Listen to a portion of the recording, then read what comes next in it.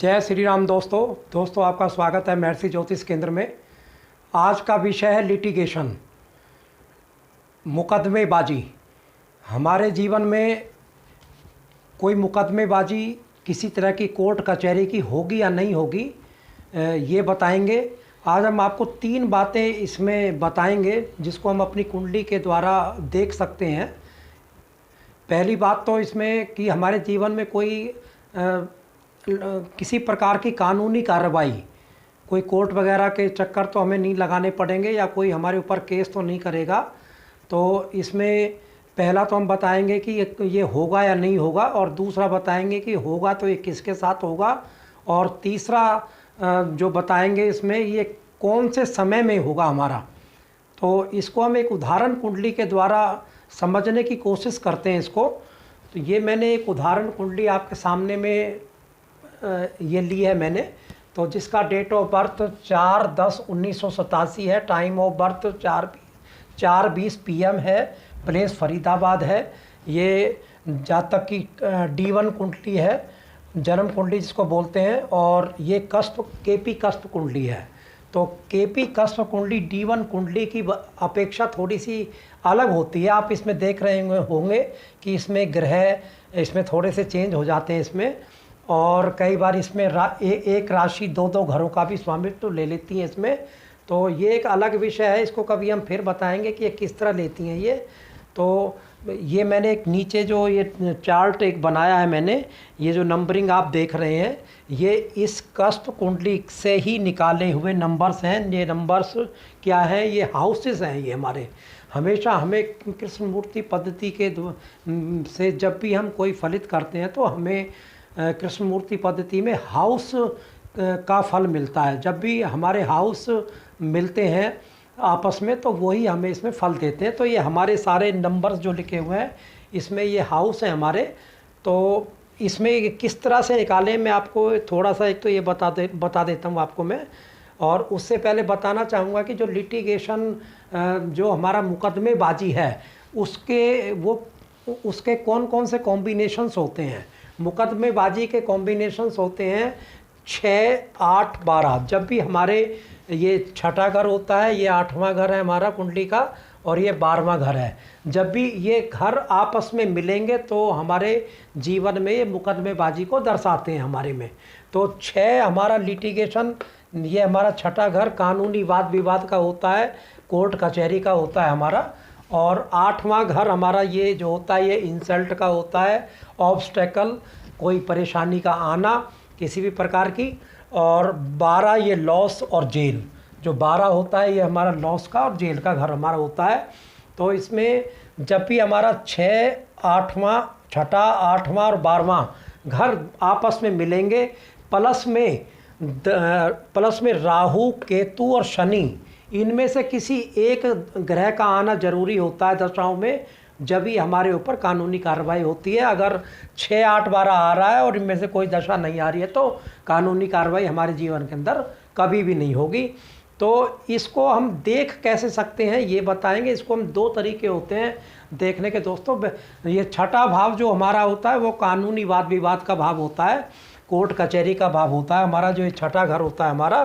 तो एक तो हम इससे देख सकते हैं और एक हम लगन से देख सकते हैं। लगन से कैसे देख सकते हैं? लगन से हम कुंडली की हर बात को देख सकते हैं, हर घर को जोड़ के, क्योंकि लगन हम स्वयं होते हैं। लगन से ही, क्योंकि जो ये मुकदमेबाजी होगी ये लगन के ऊपर होगी।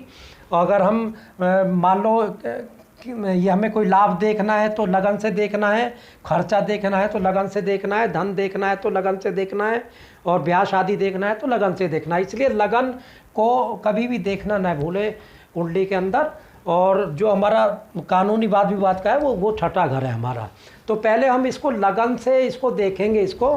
तो उससे पहले मैं आपको बताऊंगा, जो मैंने ये चार्ट आपके सामने में बनाया है मैंने, ये हाउसिंग किस तरह से निकली है। मैं किसी भी एक ग्रह के एग्जांपल लेता हूँ। ये 9 ग्रह हैं, ये इनके प्लैनेट और उनके नक्षत्र और सब लॉर्ड। जैसे ये हमारा मंगल है, मंगल का जो नक्षत्र लॉर्ड बना है वो सूर्य बना है, और उसका जो सब लॉर्ड बना है वो शनि महाराज बने हैं ये। तो ये मंगल का 3, 7 और 10 घर कैसे आए ये बताना चाहूँगा आपको पहले। आप देखेंगे कि मंगल कहाँ बैठा हुआ है। मंगल हमारा 7वें घर में बैठा हुआ है, ये मंगल है हमारा, तो हमने 7वां घर यहाँ लिख आया हुआ है हमारा। और मंगल की 2 राशि होती हैं, पहली राशि और 8वीं राशि। तो ये पहली राशि हमारी आई हुई है 3रे घर के अंदर में, और 8वीं राशि हमारी आई हुई है 10वें घर के अंदर में। तो ये हो गया 3, 7 और 10, ये 3, 7 और 10। मंगल का जो नक्षत्र लॉर्ड बना हुआ है वो है सूर्यदेव। अब सूर्यदेव का साथ कैसे आया है, सूर्यदेव हमारे 7वें घर के अंदर बैठे हुए हैं और अपनी राशि में ही बैठे हुए हैं, क्योंकि सूर्यदेव की एक ही राशि होती है, तो यहाँ पर 7 आ गया। और मंगल देव के जो सब लॉर्ड बने वो शनि बने हैं, वो 1, 10, 12 किस प्रकार से आया है। शनि हमारे 10वें घर के अंदर बैठे हुए हैं, तो 10वां घर आ गया। शनि की एक राशि 12वें घर में है, तो 12 आ गया। शनि की एक राशि पहले घर में है, तो ये 1 आ गया। इस प्रकार से ये हाउसिंग के नंबर्स ये पूरे 9 ग्रहों के पूरे आए हुए हैं ये। तो अब हम इसको 2 तरह देख सकते हैं। पहले हम इसको लगन से चेक करेंगे इसको, कि ये हमने कस्पल सब लॉर्ड होता है, ये नक्षत्र लॉर्ड लिखा है, ये सब लॉर्ड लिखा है। तो ये पहला घर, पहले घर का जो कस्पल सब लॉर्ड है वो शनि है। आप ये दोस्तों ये कैसे देखेंगे, मैंने एक वीडियो बनाया था आपको अपनी कुंडली कैसे बनाएं मोबाइल पे, तो आप उसमें आपने अगर आपने बना रखी है तो ठीक है, अगर नहीं बनाई है तो आप मेरा वो वीडियो आप अवश्य देखें और कुंडली को बनाना देखें कि कस्पल सब लॉर्ड हम किस प्रकार से कहाँ से देखें, कैसे देखें। मैं वैसे इसका लिंक आपको नीचे इसमें दे दूंगा, इसमें आप वहाँ पर जाके देख सकते हैं इसको जो है। और चलो अभी हम आगे बढ़ते हैं इसमें। तो इसमें हम कैसे देखेंगे, पहले घर का हमारा ये कस्पल सब लॉर्ड हमारा शनि है, ये पहले घर का कस्पल सब लॉर्ड हमारा शनि है। नक्षत्र लॉर्ड इसका मरकरी है इसका, और इसका जो सब लॉर्ड है वो चंद्रमा है। तो हमें शनि हमें कैसे हाउसिंग दे रहे हैं वो मैंने अभी आपको मंगल के हिसाब से बताया था। चलो एक मैं डायरेक्ट अब आपको शनि के हिसाब से बता देता हूँ। जैसे शनि देव का हमें देखना है कि शनि देव हमारे 10वें घर के अंदर बैठे हुए हैं हमारे, ये हमने 10 लिख लिया यहाँ पे। और शनि देव की दूसरी राशि 12वें घर के अंदर है, ये 12 लिख लिया हमने। शनि देव की ये एक राशि जो 11 नंबर है वो पहले घर के अंदर है, ये हमने यहाँ पर 1 नंबर लिख दिया, क्योंकि हम यहाँ हाउसेस को लेके चल रहे हैं। और दूसरा अब हम शनि के जो नक्षत्र लॉर्ड ये बुध देव बने हैं, मरकरी बने हैं, वो कहाँ बैठे हुए हैं, वो बैठे हुए हैं 8वें घर में, तो हमने यहाँ 8 लिख दिया। और बुध देव की 2 राशि होती हैं, तीसरी और छठी, तो तीसरी राशि 5वें घर के अंदर आई हुई है, और छठी राशि हम और 6 नंबर की राशि 8वें में आई, 8वां ऑलरेडी हम यहाँ लिख चुके हैं यहाँ पे। तो इनके जो सब लॉर्ड बने हैं इनके वो चंद्रमा बने हैं। चंद्रमा इनकी चंद्रमा की बैठे कहाँ पर हैं, ये 12वें घर में बैठे हुए हैं, तो यहाँ 12 लिख देंगे हम। और छठे घर में इनकी राशि है 1, तो यहाँ 6 लिख देंगे। अब इन हाउसेस को, ये जितने भी नंबर आए ये हमारे हाउसेस आए हैं, तो इनको हम कंबाइंड कर लेंगे इन हाउसेस को। किस प्रकार से, 1 नंबर और 2 नंबर इसमें है नहीं, इसमें 3 भी नहीं है, 4 भी नहीं है, 5 नंबर आएगा इसमें, 6 नंबर और 7 नंबर नहीं है, इसमें 8 आ जाएगा, 9 भी नहीं है, इसमें 10 आ जाएगा, 11 भी नहीं है और इसमें 12 आ जाएगा हमारा। ठीक है जी, ये हमने इन हाउसेस को कंबाइंड कर दिया। तो हमने अब इसमें हमने देखा कि ये 1, 5, 6, 8, 10, 12, तो हमने हमारे यहाँ पैरामीटर्स क्या कहते हैं, जब भी हमारा छठा घर, 8वां घर, 12वां घर आपस में जुड़ेगा तो हमारे जीवन के अंदर मुकदमेबाजी ज़रूर होगी। तो हमें यहाँ पर प्रॉमिस मिल गया, छठा घर भी हमारा आ रहा है और 8वां घर भी आ रहा है और 12वां घर भी आ रहा है। तो इस जातक की 100% जीवन के अंदर मुकदमेबाजी ज़रूर होगी। अगर हमारा मान लो हमारा लगन से कई बार नहीं मिलता है प्रॉमिस हमारा, तो हम फिर उसके प्राइम भाव जो उसका होता है अपना छठे भाव पर जाएंगे, जो हमारा कानूनी वाद विवाद या कोर्ट कचहरी को बताता है हमारा छठा भाव। तो छठे भाव पर हम फिर देखेंगे इसमें छठे भाव का जो कस्पल सब लॉर्ड फिर लेंगे हम, इसमें वो आ रहा है हमारा वीनस, और उसका जो नक्षत्र लॉर्ड जो वीनस का बना है वो मंगल बना है, और उसका सब लॉर्ड बना है वो शनि महाराज बने हैं, सैटर्न। तो वीनस हमें क्या दे, कहाँ क्या नंबर दे रहे हैं, कौन कौन से घर लेके चल रहे हैं। वीनस हमारा 8वें घर में बैठा हुआ है, और वीनस की 2 राशि होती हैं, दूसरी और 7वीं। दूसरी राशि 4थे घर में आई हुई है, 7वीं राशि 9वें घर में आई हुई है। और इसके जो नक्षत्र लॉर्ड बने हैं वो मंगल बने हैं। मंगल हमारे 8वें घर के अंदर आए हुए हैं हमारे, और मंगल की 2 राशि हैं, 1 और 8, ये तीसरा और ये 10वां घर, तीसरा घर और 10वां घर। और उसके जो ये क्या नाम है, इसके शुक्र देव के जो सब लॉर्ड बने हैं वो हमारे शनि बने हुए हैं हमारे। तो शनि की ये 10वें घर के अंदर एक खुद बैठे हुए हैं, और उनकी एक राशि 12वें घर के अंदर है, एक राशि उनकी 11वीं राशि जो है इनकी एक हमारे पहले घर के अंदर है।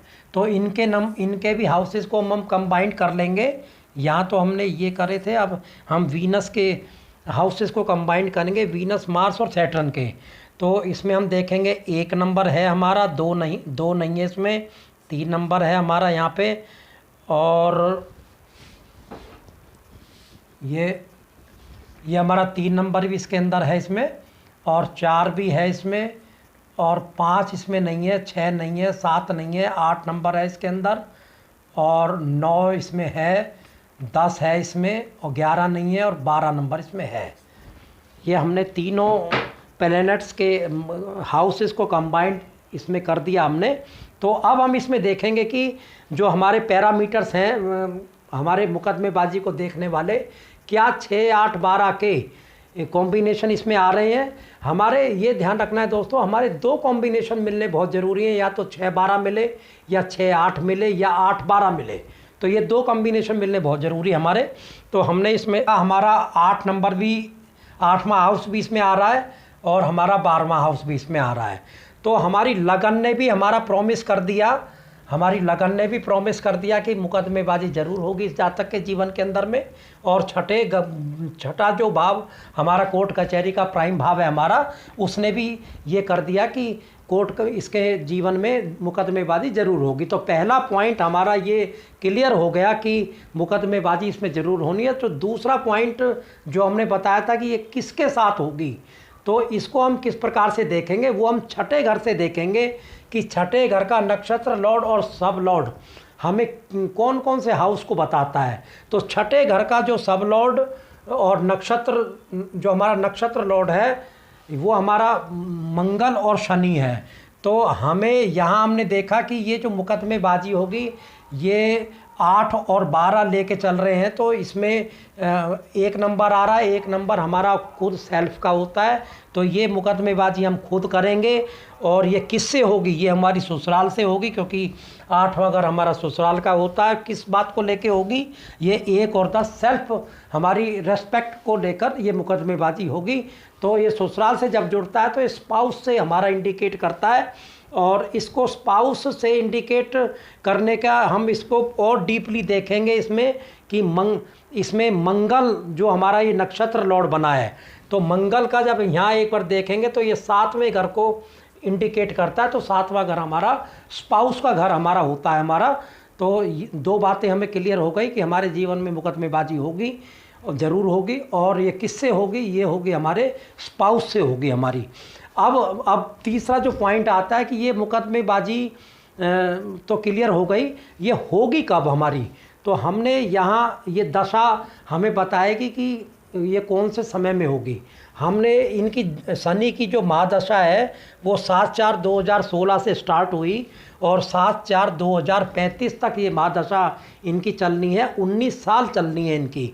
तो हमें सबसे पहले ये देखना है कि क्या महादशा हमारी शनि की जो है वो इंडिकेट करती है इस मुकदमेबाजी को।